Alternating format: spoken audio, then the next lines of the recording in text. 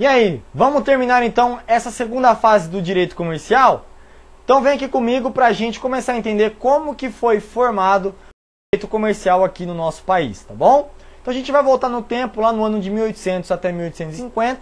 Vamos lá, vamos então aqui para o mapa, só para a gente recapitular alguns requisitos importantes, tá? Primeiramente, o ano de 1800, nós sabemos que o Brasil era um país colônia, né? Então os portugueses estavam aqui ainda colonizando esse país e até retirando as riquezas e mandando para Portugal. E Portugal comandava os portugueses que estavam aqui, né? Então existia aqui uma lei que comandava os portugueses, que eram as ordenações filipinas, manuelinas e afoncinas, tá? Então tínhamos essas três ordenações que regulavam o direito aqui no Brasil. E nós já aprendemos nos blocos anteriores que em 1804 houve a criação do Código Napoleônico, né, aqui na França, ó, que estava trazendo a teoria dos atos do comércio. E é importante a gente entender através do mapa porque a gente consegue visualizar o porquê que o Brasil acabou recepcionando essa mesma teoria dos atos do comércio. Porque a França, neste exato momento, ela era o país que estava mais avançado nesse quesito de regulamentação do que seria o direito comercial e como seria definido o comerciante dentro desse direito, tá? Então perceba que Portugal estava bem próximo, né? Então com certeza deve ter tido ali uma grande influência, e os portugueses que vieram ao Brasil já vieram com essa ideia dessa teoria dos atos do comércio. Então para a gente entender melhor como que se iniciou aqui a prática comercial, a gente vai visualizar aí então a viagem que Dom João VI fez aqui para o Brasil. Então Dom João VI estava sossegado lá em Portugal e ele decidiu vir para o Brasil para apreciar as maravilhas que existiam aqui nesse maravilhoso país. Então Dom João VI viajou, navegou pelos mares, aportando aqui nessa terra maravilhosa. Então após a vinda de Dom João VI, Dom João VI ordenou que se construísse portos aqui nas costas marítimas, o que possibilitou o quê? A chegada de navios. Então os navios puderam vir até o Brasil, trazer objetos de outras regiões e também levar objetos daqui do Brasil para outras regiões, tá? E nós já aprendemos que a expansão marítima, ela foi um dos fatores que gerou a prática comercial. E através dessa expansão marítima aqui no nosso país, houve também a prática comercial. Então houve a possibilidade das pessoas praticarem o comércio. E essa prática comercial nessa época começou a se expandir. Se expandiu tanto que foi necessário o rei criar uma real junta de comércio, agricultura, fábrica e navegação. E essa junta de comércio tinha como função regular aí esses atos comerciais, tá bom?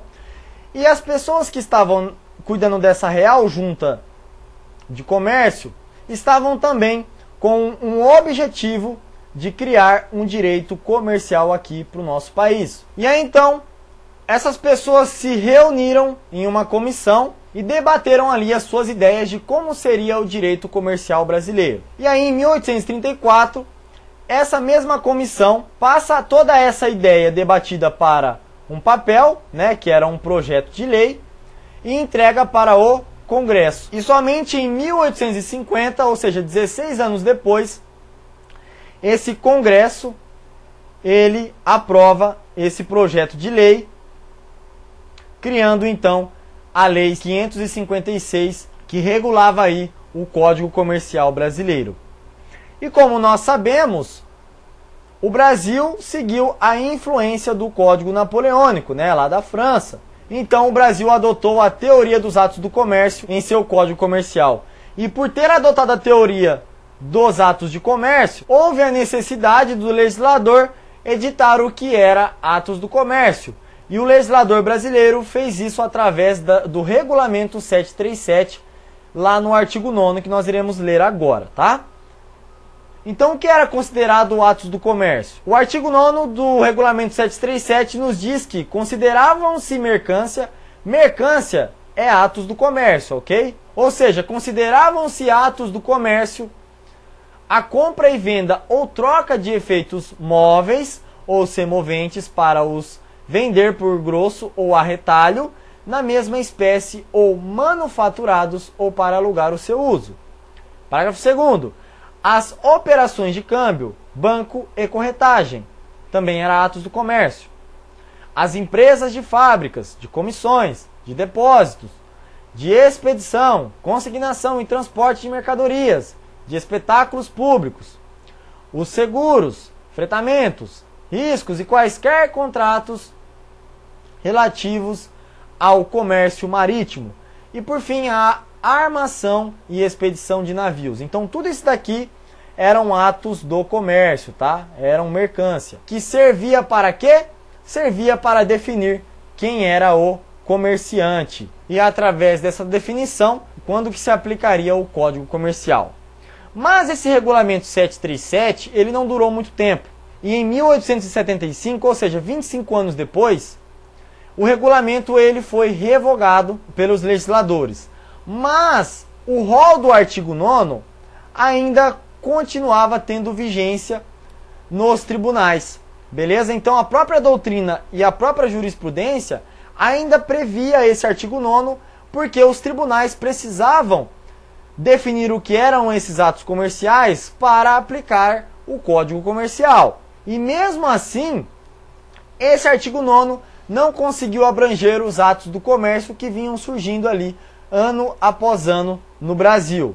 E aí então, em 1908, os legisladores precisou criar um decreto 2044 para regular as operações com letras de câmbio e notas promissórias. Depois, os legisladores, em 1976, criou a Lei 6.404 para regular as operações realizadas por sociedades anônimas. Então perceba que os atos de comércio vinham evoluindo e o legislador precisou criar essas leis para acompanhar esses atos do comércio. E além do legislador aqui no Brasil tentando definir os atos do comércio, nós também tivemos um grande doutrinador muito famoso, um jurista muito renomado, chamado Carvalho de Mendonça. Então Carvalho de Mendonça, assim como Rocco da doutrina alienígena, ou seja, da doutrina francesa, vocês lembram, né, da aula anterior, o Rocco tentou definir os atos de comércio, o Carvalho de Mendonça, um doutrinador brasileiro, também tentou chegar a um conceito que abrangesse todos esses atos do comércio. E aí então Carvalho Mendonça dividiu o seu conceito em 3 classes. A primeira falava dos atos de comércio por natureza, que dizia que os atos de comércio compreendia as atividades típicas de mercância, ou seja, atividades típicas de atos do comércio, que era o quê? A compra e venda, as operações cambiais e a atividade bancária. A segunda classe, os atos de comércio por dependência ou conexão. Então ele dizia que os atos de comércio compreendia os atos que facilitavam ou auxiliavam esses próprios atos de comércio. E por fim, a terceira classe, ele dizia acerca dos atos de comércio por força ou autoridade de lei, que definia que os atos de comércio eram previstos pelas leis, como por exemplo o artigo 2º, parágrafo 1º da Lei 6.404, que é o que nós acabamos de ver aqui no slide anterior, tá bom? Que é as operações realizadas por sociedades anônimas. Beleza? Então perceba que Carvalho de Mendonça também foi um doutrinador que tentou definir o que era atos de comércio, mas do mesmo modo que Rocco, em pouco tempo foi superado e a doutrina dele também não conseguiu alcançar todos esses atos de comércio. Então perceba que a doutrina de Carvalho de Mendonça também falhou na definição dos atos do comércio. Então a gente finaliza aqui então a nossa segunda fase, aprendendo que a teoria dos atos do comércio, trazida pelo Código Napoleônico, foi um grande fracasso.